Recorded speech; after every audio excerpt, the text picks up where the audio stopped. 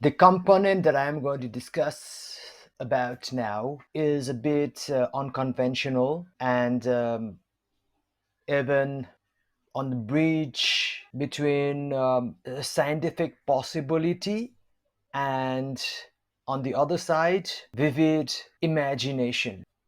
It is very difficult to ascertain, let alone describe, what is a pranic system or if there is anything such as brain wiring. This is because there is no modern equipment that can actually detect them and measure them. Nonetheless, it is common parlance that meditators and even laymen talk about brain wiring of some kind. And then I already discussed about what is prana in the earlier section about energy. This bioenergy is a source of our positivity, freshness, happiness, excitement, and so on. Nonetheless, these two concepts are very important in meditation.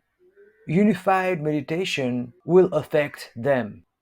In fact, any meditation does, but in my teachings, I specifically design techniques to improve on the pranic system and the brain wiring. So again, I request you to go into the mode of suspended disbelief as you had done earlier and continue reading. I will be using the diagram that you are seeing to explain to you my point. So first look at the leftmost diagram with the meditating man and the oval around him.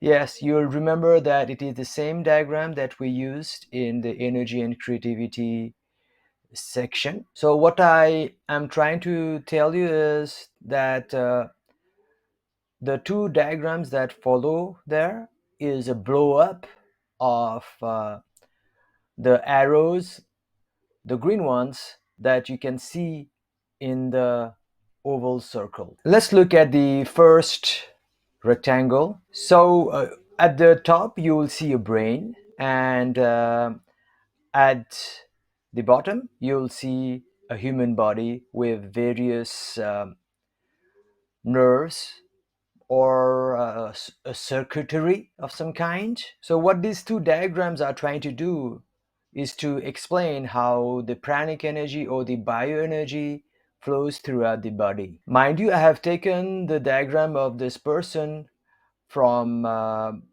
the Chinese meridian system that they use in acupuncture. The tantric and Hindu system have something equivalent about how prana flows throughout the body. However, the Chinese have found a very appropriate application in the form of acupuncture.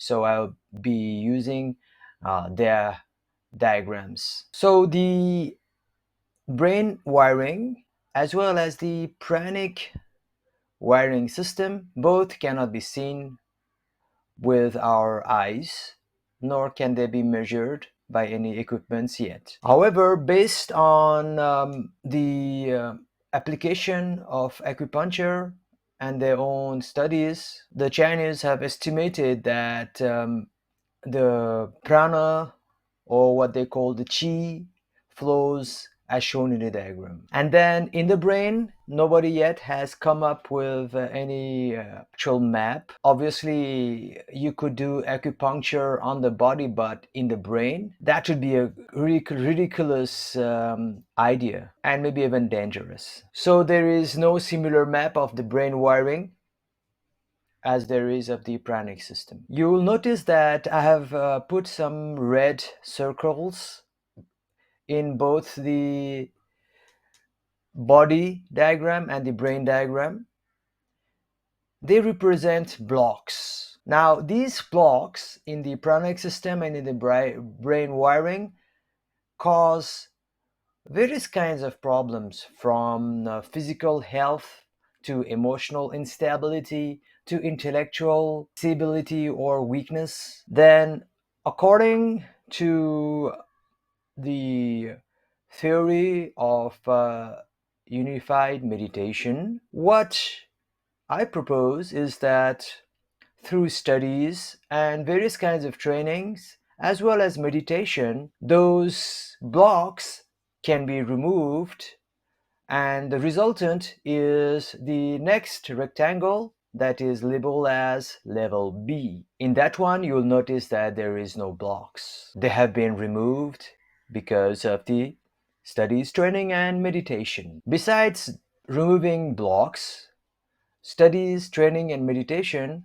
all combined, can also create new wiring and new circuits in both the brain and the body. That would result in a keener sense of understanding, empathy, compassion, love. It could also translate to various superpowers that we'll talk about later on. Otherwise, it could just mean that the person is having more energy in him. So, this is what pranic system and brain wiring means in this book. It might seem that I'm really going over the edge when I talk about genes in the context of meditation, but my own experience is that genes are affected by meditation. As we know, are a very complicated entity, and it would be maybe impossible to measure the changes that it occurred. Alternatively, no one would have yet tried to analyze the genes of a meditator to check out if it's different than the other person's genes. However, my postulation about genes is inspired and backed up by research that we talked about earlier in the book by Leonard Caldwell that I mentioned earlier, is that if emotional stress and trauma can cause the mutation of genes, then meditation definitely would have some effect. Also, in the treatment by Dr. Leonard, he emphasizes that a positive state of mind and some deep mental work and lifestyle changes can reverse the mutation of the genes. So, definitely something is going on at the genetic level. So, I believe that through meditation, we are also evolving at the genetic level. We have no proof about it, but there are so many anomalies that we cannot explain, like the rainbow body. You can do a Google search on that, but basically, it's the state by which the body, upon dying, disintegrates on its own. Reputable Christian fathers have done investigation on that and written a book on it also. If you are interested, you can go for it. But for now, I just mention it to carry on with my explanation of why I put genes in this list of elements that meditation affects. So let's look at the diagram.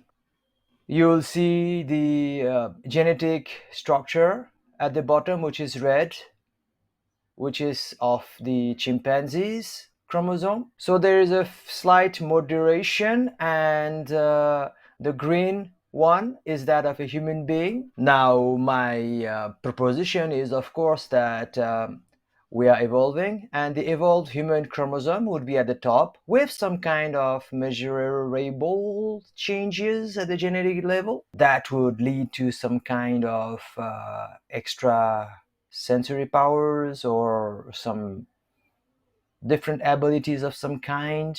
As I told you, I do not believe that we are going to grow more arms or anything wild like that. But definitely at the genetic level, there is going to be some changes occurring when we do meditation. It is just my own perception and deduction from my research. So I'll not try to convince you further, knowing that there will be lots of debate on this. However, I felt that it had to be mentioned. Many people practice meditation to develop extrasensory powers. In the ancient world, if you had superpowers like the ability to levitate, to create fragrance from your hands, to create fire with your fingers, to be able to get information from large distances, then you could be well recognized and gain respect from the people. Those kinds of powers could be your ticket to become the guru of powerful emperors and kings. Also, they could be the recognition that would lead to having thousands and hundreds of thousands of followers that would guarantee a great life. So, people in the past meditated techniques that would allow them or enable them to acquire those superpowers.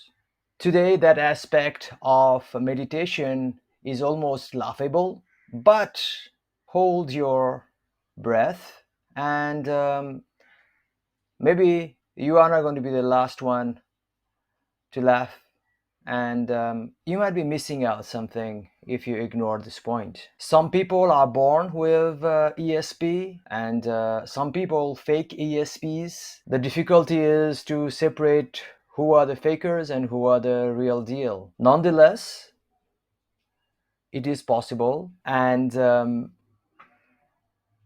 those who are experienced in meditation know that you can't avoid having ESPs and superpowers after you reach a certain level of meditation. So the challenge in meditation is to let go of those superpowers and not be bothered by them. But that's another point. Look at the diagram and you will see what I'm talking about with regards to ESPs. I also mentioned the work soul work with regards to ESPs being used by the soul to achieve stuff inside the body or within the soul. So, like you have the five senses: the eyes, ears, tongue, nose, and skin.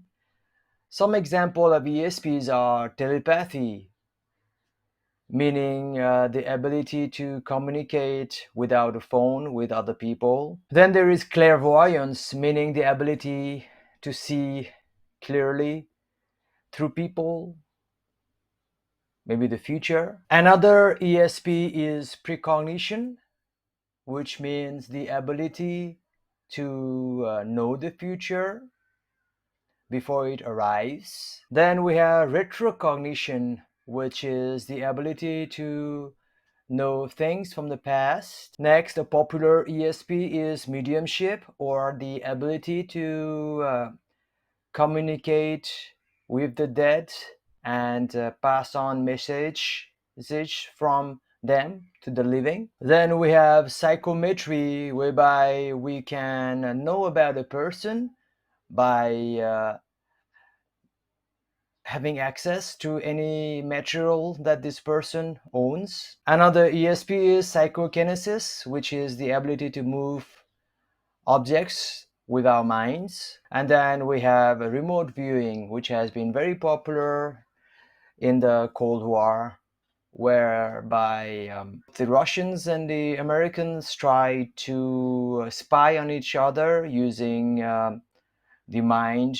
Now, using these ESPs and the various senses of the soul, which are quite similar to the eyes, ears, tongues, nose, and skin, or the ability to move, do stuff. The ancient yogis were able to develop something called the 8 siddhis. You can look at that list on the right hand side of the diagram. This is very interesting and a very confusing list. So you will see, for example, anima, which is a Sanskrit for the ability to reduce one's body to the size of an atom. Now, if you read all of the remaining 7 siddhis, which are superpowers, then they all talk about the body. Now, the implausibility and impossibility of anything like that is listed here leads us to the question, are they for real? Or is there a subtle or esoteric meaning to this list? Before I go into explaining the other 7, let me try to explain to you the first one itself. I have been meditating, as I've already told you, for decades, and many times in my meditation I have felt that my body became very small. Now, this perception of the body during meditation is not very different from the one that you have in your dream state. So my understanding of those 8 siddhis is that they are talking about not the physical body, but the spiritual body. You will say that how can it be hard to imagine that you have become as small as an ant or as an atom? Aha, this is where the trap is. Even in your dreams, you cannot imagine yourself as an ant or as an atom. This is because our minds does something to us, and even in our dreams, we are the similar size that we are now, and gravity pulls us down, and all the laws of physics still apply. Even chemistry applies, or biology, it seems. So even people in their meditation, when they are able to actually feel their souls, still are the same size, shape, weight as they are feeling at the physical level. In this way, if through meditation you are able to feel that you have become the size of an atom, then that's as good as if your body had become that small. In fact, there is no difference. And moreover, why the hell would you want your body to become the size of an atom? So now you understood what I'm trying to say here. That those 8 siddhis that are mentioned are talking about the spiritual body, and they indicate certain milestones in our meditation practice. The next one is Mahima, or the ability to expand one's body to infinitely large size. Again, my argument is this is about the spiritual body, and even when you are meditating, you can feel that your body is expanding throughout the universe, and it occurs regularly in your meditation. Mind you, it is not about imagining, it is real stuff. That's what unified meditation is all about, to experience the soul and to do soul work. So, this ability is a very important one. It means that you have transcended the limitation of your mind. You will not be able to do it at your first sitting, not even after 10 years. It comes gradually. That said, if you are a reborn meditator, then it will be possible within a year maybe, but mostly it takes time to achieve this superpower or siddhi. The next soul work is lagima, or the ability to become weightless and lighter than air. Many people who are meditating say that they feel that they are levitating.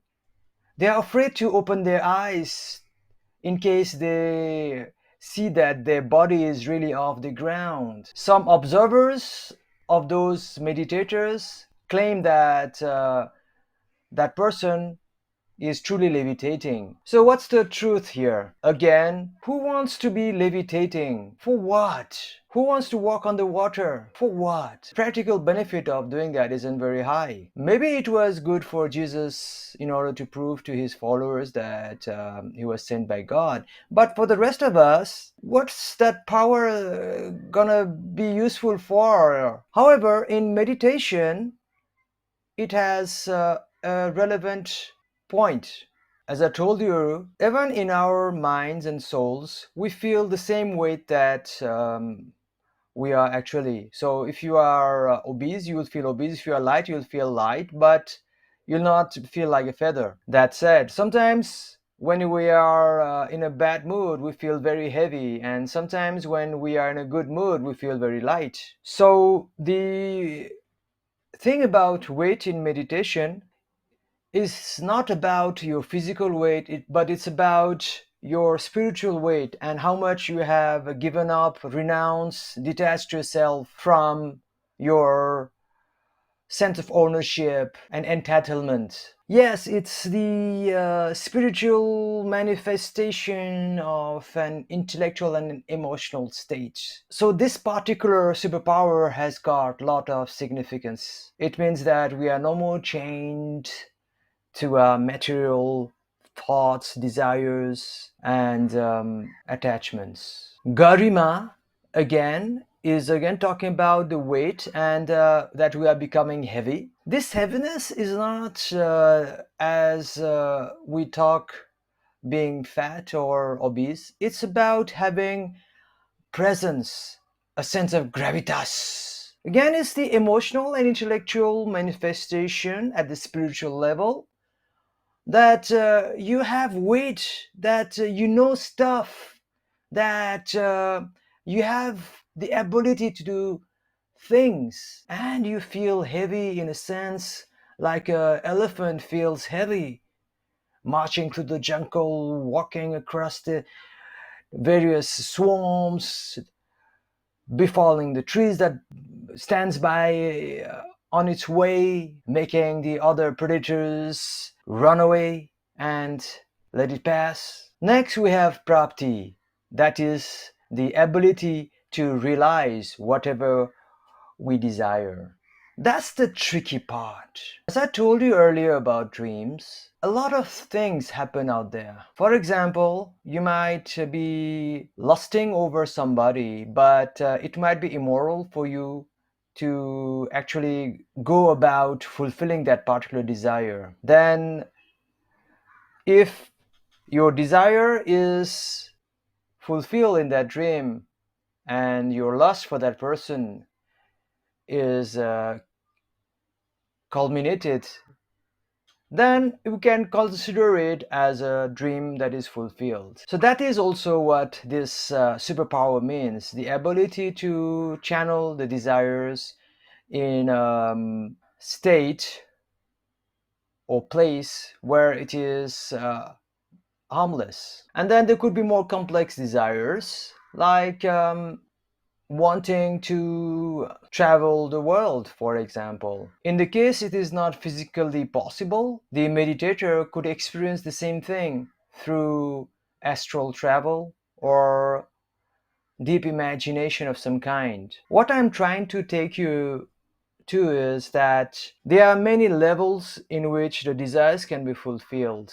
The meditator is able to recognize that the desire has been fulfilled. When the desire is harmless and is technically not impossible, then the synchronicities will work in favor of the meditator, and he will get that desire fulfilled in the real world so that his physical senses can actually sense them. However, to the unified meditator, there is no difference between experiencing in the real world with the physical senses or with the spiritual senses in the astral plane or with the dream senses in the dream world. I would like to talk more about this, but again, it would be too long. So, in another book, definitely, I'll talk more about my own experiences on Prapti. What you can know, for those of you who are watching the video, and for those of you who know me, is I don't look like somebody who is repressed and whose desires are not fulfilled. If you listen to me, look at me, feel me, you'll realize that I'm somebody who has either no desire or fulfill all his desires. But my secret, as I told you, is I've achieved Prapti, and the desires that I have are pretty much fulfilled, but not in the conventional sense. So one day when you will reach at the certain level, you can ask me more, and the world is still not fully ready for this knowledge, but I'm just enticing you to reach there. Now, the other superpowers or soul work or siddhis are prakamaya, the ability to access any place in the world. Again, it doesn't mean physically, it means spiritually. Istava, which is the ability to control all material elements and natural forces. This one is quite popular in mythology, whereby yogis and meditators are able to make rain where there is no rain, and they can divert storms. However, if they could do that, then it could have been a very localized situation, and they could not really transform the climate of the world. Maybe they could have changed the weather of a certain place, but that's all. But still, I think that we're talking about other things here, which are the various motivations of people, which also falls under the material elements and natural forces. Then there could be various synchronicities, whereby a meditator could just save himself from a flood or from drought, like people get saved from accidents. Finally, we have Vasistha, the ability to influence anyone. I don't think there is much need to be said. You don't need to be a meditator to do that. You can be a con artist, but if you are a meditator, that would be very so I will conclude this chapter section here. I know I have raised more questions than I have answered, but it was all to entice you into exploring meditation.